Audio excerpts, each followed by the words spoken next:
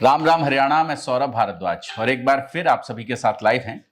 फिलहाल हमारे स्टूडियो पहुंचे हैं जितेंद्र चंदेलिया, प्रदेश प्रवक्ता हैं कांग्रेस के और राष्ट्रीय अध्यक्ष भी हैं अखिल भारतीय सर्व समाज डॉक्टर भीमराव अंबेडकर मंच के, एक्स APRO हैं SC/ST commission, national ST/ST commission के। हमारे साथ यहाँ पहुंचे हैं और सबसे बड़ी बात, अभी पूरे हरियाणा में एक बड़ा आंदोलन चल रहा है, आंदोलन ही कहूंगा उसको, पूरा दलित समाज आंदोलित है। फिलहाल पूरे हरियाणा में IPS अधिकारी वाई पूरन कुमार की जो मौत हुई, जिन परिस्थितियों में मौत हुई, और उसके बाद जो सरकार को लेकर लगातार मांग उठाई जा रही है समाज की ओर से, छत्तीस बिरादरी की ओर से जो मांग उठाई जा रही है, उस पूरे के पूरे संघर्ष समिति का जो 46 सदस्य बने हैं उसमें 46, उनमें से एक सदस्य जितेंद्र जी भी हैं, हमारे स्टूडियो पहुंचे हैं। सबसे पहले तो स्वागत। धन्यवाद सर। क्या है ये मामला, क्यों इतना हल्ला हो रहा है?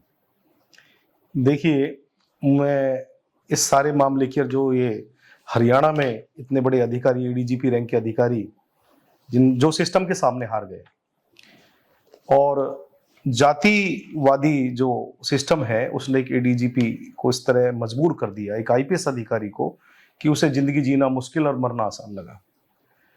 तो मुझे इकबाल की वो पंक्ति याद आ जाती है जो मोदी जी की सरकार में दलितों के साथ अत्याचार पूरे देश के अंदर हो रहा है। हाथरस जैसी घटना हुई है, बलरामपुर जैसी घटना हुई है, दिल्ली कैंट जैसी घटनाएं हुई हैं, और अब हरियाणा के अंदर भी आपने पूर्व में देखा होगा जितनी घटनाएं हरियाणा में हुई हैं।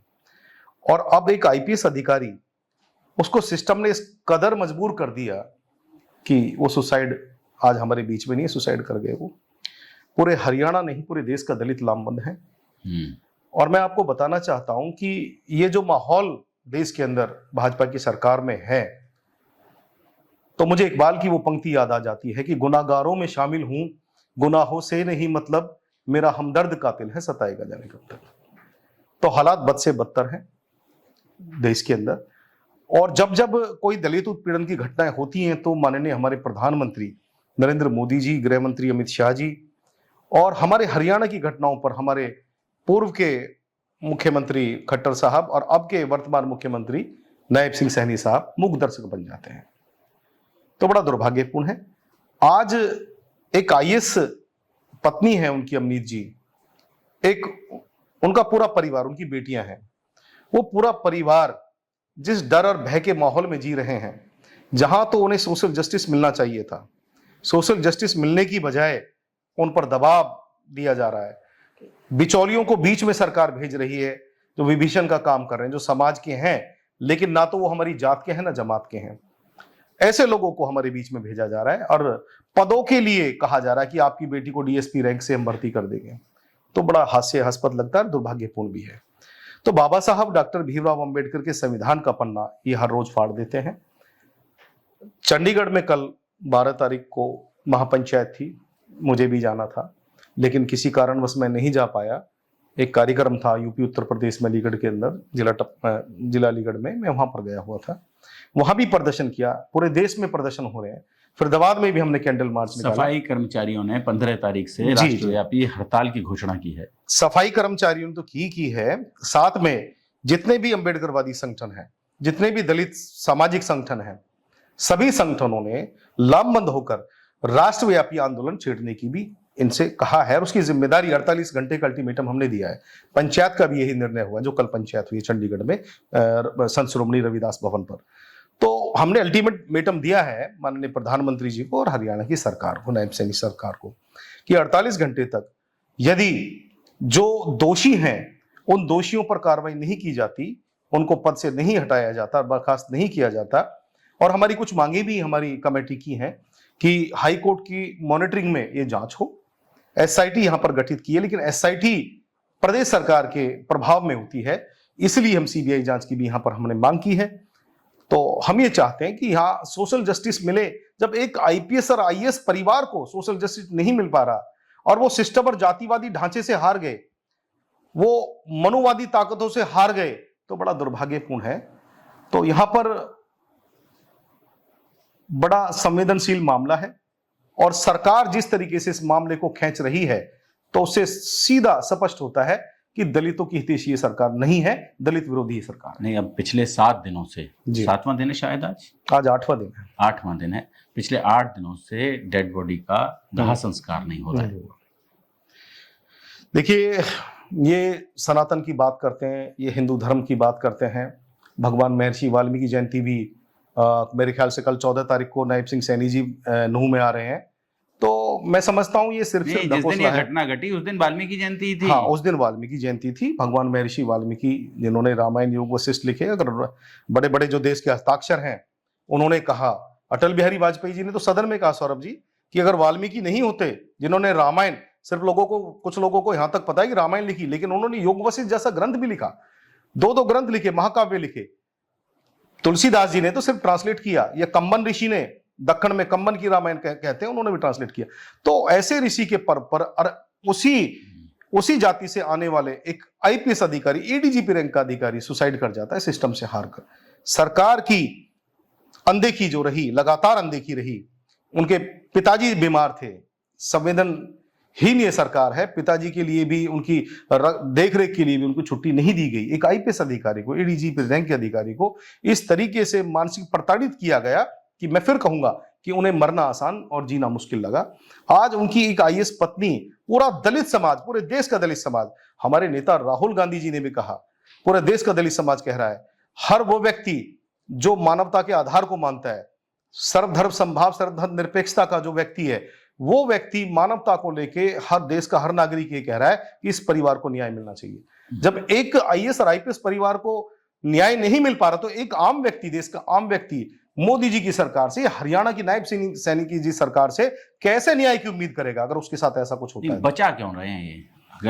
अगर दोषी हैं तो बचा क्यों रहे हैं? देखिए, मुझे वो अदम गौंडवी जी की एक पंक्ति याद आ जाती है, जो हालात बद से बदतर हरियाणा के हो चुके हैं और इनके विधायक मंत्रियों के हो चुके हैं, नशे में जो है ये, तो मुझे इन हालातों पर वो पंक्ति याद आ जाती है कि भुने काजू प्लेट में, विस्की गिलास में, उतरा है रामराज विधायक निवास में, जो आप हरियाणा भवन, हरियाणा रेस्ट हाउस और चंडीगढ़ में देखते हैं, और इनकी कारगुजारी आप देख रहे हैं।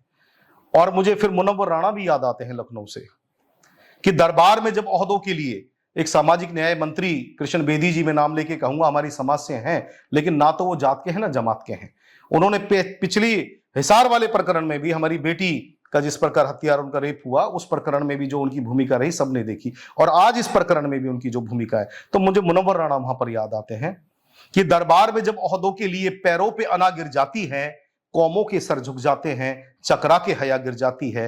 अब तक तो हमारी आंखों ने बस 2 ही तमाशे देखे हैं, अब तक तो हमारी आंखों ने बस 2 ही तमाशे देखे हैं, या कौम के रहबर गिरते हैं या लोकसभा गिर जाती है, लेकिन इन पर कोई फर्क नहीं पड़ता।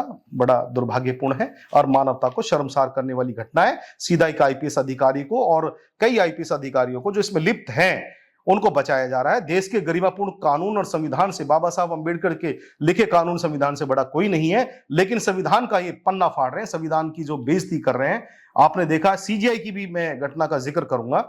सीजीआई साहब, चीफ जस्टिस ऑफ इंडिया, विशेष खंडपीठ विशेष न्यायमूर्ति, सर्वोच्च न्यायाधीश, उनके ऊपर जूता फेंका जाता है, लेकिन प्रधानमंत्री की तरफ से, गृह मंत्रालय की तरफ से, कानून मिनिस्ट्री की तरफ से, लॉ मिनिस्ट्री की तरफ से कोई भी टिप्पणी नहीं आती। नहीं, प्रधानमंत्री ने तो निंदा की थी। नहीं, निंदा की, लेकिन उन्होंने एक्शन क्या एक्शन हुआ? उनको बेल मिल गई।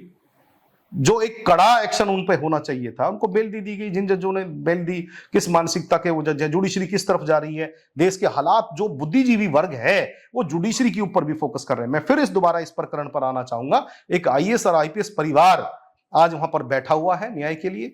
हमारी कमेटी गठित है, पूरे देश के बुद्धिजीवी वर्ग को, संघर्षशील लोग, उन लोगों को उस कमेटी में शामिल किया गया है। और कमेटी और पूरे देश का दलित लामबंद है।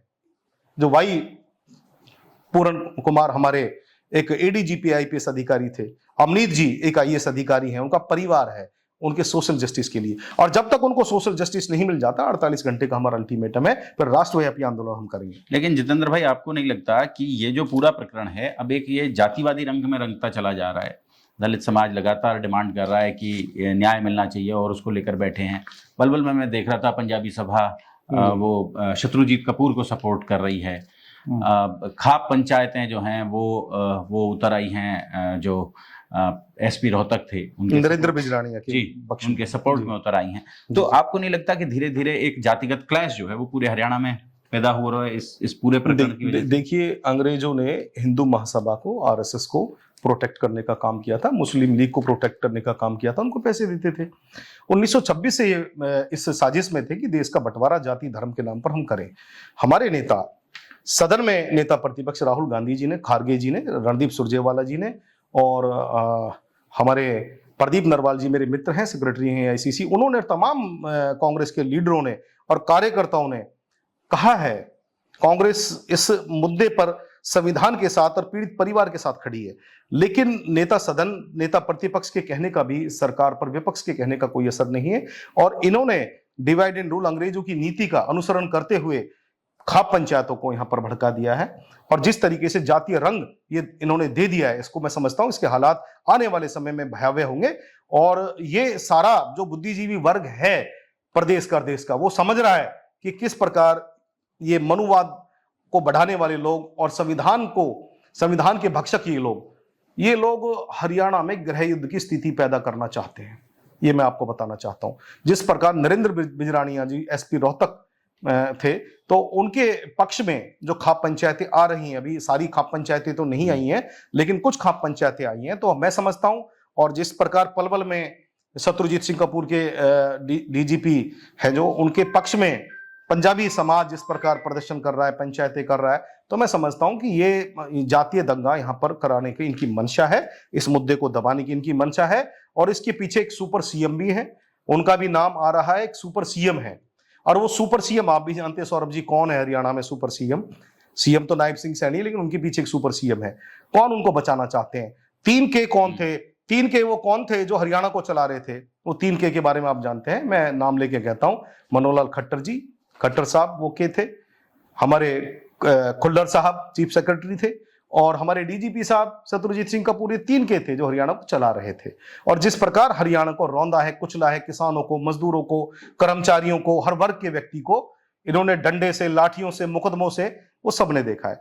आज विषय घूमकर वहीं आ जाता है कि एक आईपीएस आईएएस परिवार, अगर उसको न्याय नहीं मिल पाता, आज 8वां दिन है, पोस्टमार्टम नहीं हुआ शव का, ये धर्म और संस्कृति की बात करने वाले लोग, ये माथे पे टीका लगाने वाले लोग, रामायण और गीता की बात करने वाले लोग आज उसी समाज के व्यक्ति के साथ इस प्रकार की वारदात ये कर रहे हैं। और एक भ्रष्ट अधिकारी और अधिकारियों को बचाने के लिए ये पूरा अमली जामा खड़ा हो चुका है शासन और प्रशासन का, वो सब समझ में हमारे आता है। लेकिन ना भूलें, ये इन लोगों को मैं बताना चाहता हूं, फैज अहमद फैज की वो पंक्ति मुझे याद आ जाती है, जिस प्रकार तानाशाही ये कर रहे हैं, तो आज उस तानाशाही पर जो सत्तार सिंहासन के खिलाफ बोलते थे कि नया निजाम, नई बंदिशें, ऐलान नया, हम फकत लश्करे शाही के माफिक सोचें और साहिब वक्त ने यह हुक्म किया है जारी कि अपनी नस्लों से कहो मेरे मुताबिक सोचें। तो मोदी जी, खट्टर जी या नायब सिंह सैनी के मुताबिक नहीं सोचेगा दलित समाज। दलित समाज बाबा साहब अंबेडकर की संतानें हैं जिन्होंने देश का संविधान लिखा। हम शिक्षित, संगठित और संघर्ष तीनों चीजों का प्रयोग करेंगे और हम अपनी ताकत दिखाएगा दलित समाज। जैसे 2018 में नरेंद्र मोदी की सरकार ने जब दलितों को कुचलने के लिए SC/ST एक्ट को खत्म करने के लिए मंशा बनाई थी और वो खंजर उछाला था, वो खंजर उल्टा इनकी इमेज पर लगा, पीठ पर लगा, 13 लोगों ने शहादत दी, लेकिन SC/ST एक्ट को खत्म करने की मंशा इनको पीछे हटना पड़ा, मुंह की खानी पड़ी। इनके जो मनुवादी जो जज थे उनको मुंह की खानी पड़ी। देश के संविधान के साथ बिल्कुल भी खिलवाड़ नहीं होने देंगे और हम अमनीत जी के परिवार के साथ, एडीजीपी पूरन कुमार के परिवार, भाई पूरन कुमार के परिवार के साथ हम खड़े हैं। जब तक उनको सोशल जस्टिस नहीं मिल जाता, पूरे देश का दलित लामबंद है इस मामले में। तो हरियाणा आप समझें कि पूरे हरियाणा में जो इस पूरे प्रकरण को समझने के लिए और इस पर आंदोलन करने के लिए, आगे फैसले करने के लिए जो 46 सदस्यीय समिति बनाई है, उसके सदस्य जितेंद्र चंदेलिया हमारे साथ हैं और वो बता रहे हैं कि इस पूरे प्रकरण में कोई हल्कापन नहीं आएगा। इस पूरे प्रकरण में न्याय लिया जाएगा, बिल्कुल न्याय लिया जाएगा, वो कैसे भी मिले। जोड़ेंगे आपको ऐसी ही और महत्वपूर्ण चर्चाओं के साथ। बहुत बहुत धन्यवाद। धन्यवाद।